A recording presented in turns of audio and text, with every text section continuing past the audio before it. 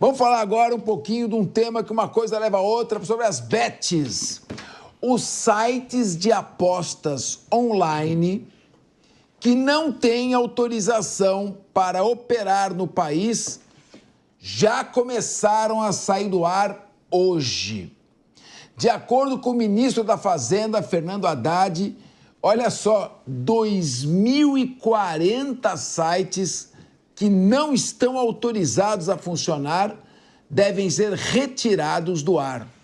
O ministro ainda afirmou que o mercado de bets no Brasil tem excessos e que o governo está atento aos exageros, em especial a publicidade das casas de apostas online. Diego Tavares, mais de 2.000 casas de aposta ou sites de apostas completamente irregulares que estavam aí atuando sem condições, sem preencher requisitos mínimos de regularidade, é muita coisa, não? Quais os cuidados que devem ser tomados para que, caso o jogo venha a ser legalizado, como já está, inclusive agora se discute a implantação de cassinos físicos, que empregam muito mais do que essas bets eletrônicas. Caso isso venha a ser feito, como conciliar a geração de empregos, o recolhimento de impostos, que é positivo, com a lavagem de dinheiro, a oportunidade para que organizações criminosas lavem dinheiro através do jogo? Capês, é uma tarefa árdua que exige, de fato, um emprego do Estado de uma fiscalização muito rigorosa. Mas a respeito da regulamentação das bets, como o nosso governo tem feito, com todo respeito, eu acho que é a forma mais amadora possível. Você tem uma realidade, as bets existem, elas estão operando, estão patrocinando empresas, patrocinando clubes esportivos, é um mercado que está colocado, sem regulamentação alguma. O governo, ao invés de iniciar a regulamentação, passando um pente fino e tirando do mercado as fraudulentas, o que faz? Olha, vamos colocar aqui para atuar a partir de 2025 só aquelas casas de apostas que pagarem aqui uma outorga de 30 milhões de reais. Claro, né? A gente tem um rombo recorde para cobrir, então o governo não podia sair dessa regulamentação sem faturar um dinheirinho. Então, o que a gente criou não foi um pente fino no mercado das bets. Não ficaram as empresas que atuam melhor e em detrimento daquelas que atuam irregularmente. A gente simplesmente pegou as pequenas casas de apostas que não teriam condições de pagar essa luva de 30 milhões de reais para atuar e retiramos essas casas de apostas do mercado. Então foi uma questão de grana, não foi uma questão de proteger? É uma questão de grana, inclusive vai gerar, salvo engano, cerca de 3 bilhões em arrecadação já em 2025. Não outorga. Com as outorgas. Não a outorga. 3 bilhões de reais pelas outorgas que serão pagas pelas bets que vão seguir funcionando depois a partir o Leandro Ferreira depois faz essa contestação. Termina. A partir de 2025. E com isso, quem que vai sair penalizado? Imagina uma pequena casa de apostas que já tem o seu fim decretado por essa barreira econômica que é colocada, que a partir de 2025 não vai atuar mais. Esse cara vai começar a pagar fornecedor, pagar suas dívidas. Quem que vai ficar sem receber? É a pessoa que depositou, que não sabe do que está acontecendo, porque, salvo honrosas exceções, ninguém dá publicidade a esse tipo de coisa. A pessoa que vai ficar penalizada com isso é quem deixou o dinheirinho lá depositado dentro da plataforma. E depois que a casa fechar, não vai conseguir reaver o dinheiro que depositou ali. Inclusive, isso já é uma preocupação do próprio ministro Haddad, que externou uma certa preocupação com o fato de que as pessoas podem ter dificuldades em reaver os seus dinheiros que estão depositados na plataforma. Então, o governo começa errado, está pensando só no caixa, não está pensando no desenvolvimento de fato desse mercado e o quanto esse mercado pode gerar de emprego e de arrecadação para o nosso país. Leandro Ferreira, quer dizer que o negócio é que a preocupação é arrecadar para diminuir o déficit fiscal e não simplesmente regularizar o jogo. Parece que é isso. Essa é a opinião do Diego Tavares. Queria te ouvir. Olha, se for isso, eu acho que seria melhor proibir as bets.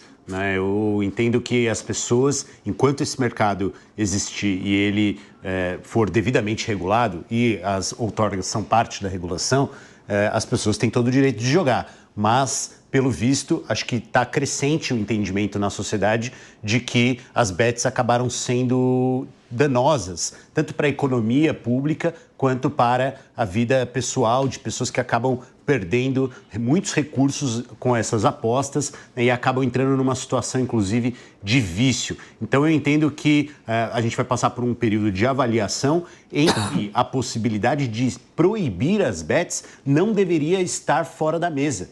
nós temos que cogitar, inclusive, que esse período sirva para fazer um teste, né, para saber quantos recursos foram perdidos em relação a isso, de que forma essas bets que restaram ainda vão ter às suas mãos instrumentos para realizar a lavagem de dinheiro, por exemplo, né? Ou então situações em que a gente vê, está tendo agora uma CPI sobre os resultados das partidas de futebol, né? Que inclui, inclusive, jogadores muito famosos da seleção brasileira que estão envolvidos, né? Então, eu acho que tudo isso precisa passar por uma reavaliação nesse próximo período e em que a arrecadação, Capês, não seja algo central. Se o governo precisar perder a arrecadação para proibir as bets, que assim seja, acho melhor do que a gente expor a sociedade brasileira a um elemento tão nocivo quanto esse que aparentemente estamos vendo crescer cada dia. Deise Socari, quando eu vejo assim, a questão do jogo, se legaliza ou não, eu fico em dúvida, eu vejo aspectos positivos, vejo aspectos negativos, mas quando eu vejo que o jogo já existe, ele é explorado ilegalmente, e agora a possibilidade dele ser reconhecido e atuar legalmente, eu vejo sob um outro prisma. Mas aí eu também vejo o crime organizado encontrando uma janela de oportunidade. Afinal de contas, você é uma pessoa experiente, pesquisadora, qual a sua avaliação? É bom ou não é bom fazer essa legalização do jogo? Capês, o ideal seria legalizar para que não desse margem para o crime organizado poder atuar, né? Claro que o Leandro falou aqui, se o governo tiver que perder com a arrecadação, então que seja melhor proibir. O problema é que o governo nunca vai deixar de perder com a arrecadação, né? Arrecada e gasta mal, né? Essa é a prática do atual governo brasileiro. Então, é um problema assim, que a gente já tem que tirar de questão. O ideal seria legalizar, colocar tudo dentro das normas, mas, de novo, assim, é aquela velha história que acontece aqui no Brasil, é tratar um todo complexo pegando só uma parte. Tem que entrar na assistência social, tem que entrar em educação, porque o que a gente está vendo aqui em relação a essas bets é um processo inverso, é uma transferência de riqueza do pobre para o rico. O pobre está perdendo tudo que ele tem, inclusive com Bolsa Família, está passando dinheiro para o rico, para essas bets. Tem toda a questão do marketing predatório em cima disso, então a gente não vê nenhuma educação midiática em relação a isso.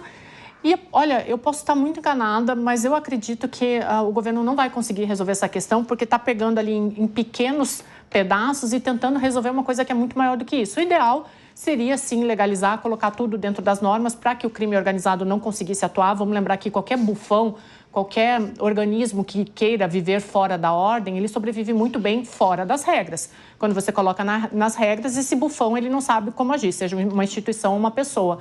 Mas aqui no Brasil as coisas acontecem meio atrapalhadas, né? Então eu acredito que o governo ele vai dar um jeito de legalizar algumas bets por causa da arrecadação que vai ter, mas não vai resolver. Esse dinheiro da arrecadação não vai voltar para aquela pessoa que está sofrendo com isso, não vai voltar para quem está perdendo todo o seu dinheiro com essas bets. Então a gente vai ver mais uma enrolaçãozinha aí.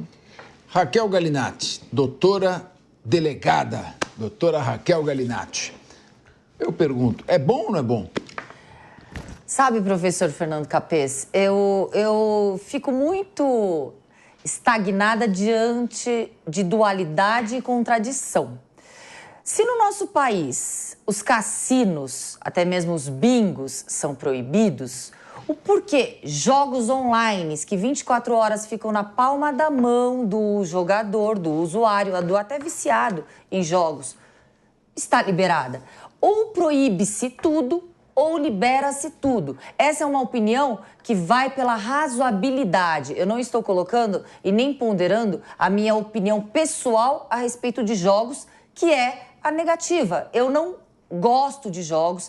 Se fosse pautar pelo meu olhar, para mim, todos seriam proibidos. Mas o que não dá para convivermos mais é online 24 horas, o cidadão pode jogar, pode se viciar e pode perder todo o patrimônio. Agora, cassinos e bingos, não. É uma contradição muito ilógica. Eu não consigo compreender qual foi a razoabilidade para esse tipo de raciocínio. Agora, o Diego Tavares, nosso futebol já está na lona, né? Pois é. A última vez que ganhamos uma Copa do Mundo foi em 2002, faz 22 anos. A última vez que um clube brasileiro foi campeão mundial foi em 2012, foi o Corinthians contra o Chelsea. Agora eu pergunto, começa a aposta de jogo para cá e para lá, começa a corromper jogadores. Já tivemos um problema em 2005, não foi? Com aquele árbitro Dilson Pereira de Carvalho, que recebia dinheiro para manipular resultados. Será que isso aí também, esse tipo de aposta ligada a jogos de futebol, legalizar isso aqui não vai também criar um problema ainda maior para o nosso futebol brasileiro, que já não está lá bem das pernas faz tempo? Olha, Capês, pode ser que sim, mas eu ainda prefiro acreditar que a liberdade é sempre o melhor caminho. Inclusive, eu achei curiosa a opinião aqui do meu colega Leandro Ferreira, que acha que as bets têm que ser proibidas pelo mal que causa às sociedades, mas na pauta anterior defendeu a liberação de algumas das drogas, né? Então ficou uma opinião Essa droga é mais pesada. Um pouco conflitante, né? Pô, mas Diego, você, vou falar, o pessoal está perguntando aqui no chat se você é inimigo do Leandro Ferreira. Você é uma patada por segundo nele, coitado. O Leandro é o nosso amigo. Um dos meus melhores amigos. O Leandro é praticamente o meu terapeuta. Quando eu tô com ele aqui na mesa do Linha de Frente, vale por umas 4 sessões de terapia. Vou cobrar, hein? O Leandro é um grande amigo, brincadeiras à parte, e daqui a pouquinho a gente tem o nosso café tradicional ali na Dona Dirce. Mas, Capês, voltando para a pauta aqui, eu fico com o caminho da liberdade e o potencial arrecadatório dos jogos. Nós temos aqui no Brasil um exemplo de sucesso nesse sentido, que é o exemplo do cigarro. O cigarro, ele faz a própria contra-propaganda. Você compra um maço de cigarro, um box de cigarro, tem ali dizendo todos os males que o cigarro causa. O cigarro não pode fazer publicidade na televisão. O cigarro não pode nem ter um nome que seja atrativo e que remeta a questões de boa saúde, por exemplo. Muitos cigarros, inclusive, recentemente tiveram até que mudar os seus nomes. E com isso, nós, a cada ano, nós conseguimos diminuir a quantidade de tabagistas. Eu acho que o jogo, ele tem que seguir a mesma lógica, tem que seguir pelo mesmo caminho, porque do contrário, a Daisy foi aqui no ponto central dessa discussão. O Estado vai deixar esse campo desocupado e o crime organizado vai se apropriar disso, vai utilizar o jogo para lavar dinheiro. A maioria desses jogos online a gente não tem nem condição de regulamentar, porque eles estão instalados em servidores internacionais. A pessoa consegue, não sendo por acesso direto, vai conseguir, via VPN ou por qualquer outra ferramenta de computação, acessar as plataformas e fazer as suas apostas, fazer o seu jogo. Negligenciar o problema é uma forma da gente abrir as portas para o crime passar a ocupar esse espaço e operacionalizar os jogos. Então, sou a favor da liberação das bets, da liberação dos cassinos físicos, até para gerar mais arrecadação, gerar mais empregos. Salvo engano, é um potencial arrecadatório de 2 bilhões de reais ao ano. Isso é muita coisa. Um país como o Brasil não pode desprezar esse potencial, mas, claro, precisamos sim de uma regulamentação, precisamos tomar cuidado, mas com a ressalva que eu fiz no meu primeiro comentário. Essa regulamentação tem que ser uma regulamentação virtuosa, que crie uma forma de controle, não que crie barreiras para que as pessoas bem intencionadas, que querem ter uma pequena casa de apostas, um pequeno cassino, fiquem praticamente impedidas de operar diante da burocracia, diante dos altos custos da operação. Bom, mas se você pensar que foram dados 50 bilhões de reais para a emenda parlamentar, 2 bilhões não parece um número assim tão expressivo. Pois é. Diante da gastança que está ocorrendo. Mas eu quero fazer uma pergunta agora para o economista, professor Leandro Ferreira. Pois não. Eu não tenho dúvida, pelo menos uma convicção íntima, de que o objetivo do ministro da Fazenda, Fernando Haddad, na legalização e regularização dos jogos é arrecadatório. Ele pretende, de todas as maneiras, buscar recursos para tentar equilibrar a balança fiscal. Economicamente, você vê, esqueça os aspectos de vício, de ludopatia, que é o vício no jogo, de crime organizado, exclusivamente sob o ponto de vista econômico. Você vê como a possibilidade de geração de emprego, além do recolhimento de tributos, como é que isso pode impactar direta e indiretamente a economia do país? Olha, Capê, se você quer saber, do meu ponto de vista, eu acho que o maior efeito econômico que isso tem é fazer com que as pessoas tenham menos renda disponível para consumir. Tá? Então, o problema do dinheiro do Bolsa Família, eu não quero entrar aqui numa discussão de valor se o cara do Bolsa Família pode ou não pode, mas esse dinheiro que é do Bolsa Família e vai para a casa de aposta online, ele deixa de ir para a vendinha do bairro. Ele deixa de ir para o pequeno comércio, ele deixa de ir para as periferias, onde está a maior parte dos beneficiários do programa Bolsa Família. Então, o fato de as pessoas apostarem faz com que o dinheiro deixe de ir para outro lugar. Se a pessoa é mais rica, tem boas condições e faz essa aposta da mesma forma, né, esse dinheiro deixa de ir para melhores investimentos, ele deixa de ir para uma poupança, ele deixa de ir até para investimentos arriscados como a Bolsa de Valores, por exemplo, né? Então, o que eu vejo é que, do nada, um mercado não é bem do nada, né, mas um mercado de 20 bilhões não se forma porque foram gerados novos 20 bilhões de reais. Ele se forma porque ele drenou recursos de muitos outros lugares, inclusive da economia real, que é esse dinheiro circulando, né, em pequenos comércios, em restaurantes, em supermercados, né, ou mesmo até no próprio sistema bancário, e se concentrando na mão de algumas poucas pessoas. Então eu vejo que o maior risco para a economia é um dreno de recursos que iria para o mercado consumidor ou o mercado de investimento, no caso dos mais ricos, que seria um uso mais efetivo para a sociedade desse recurso do que ir parar nas bets.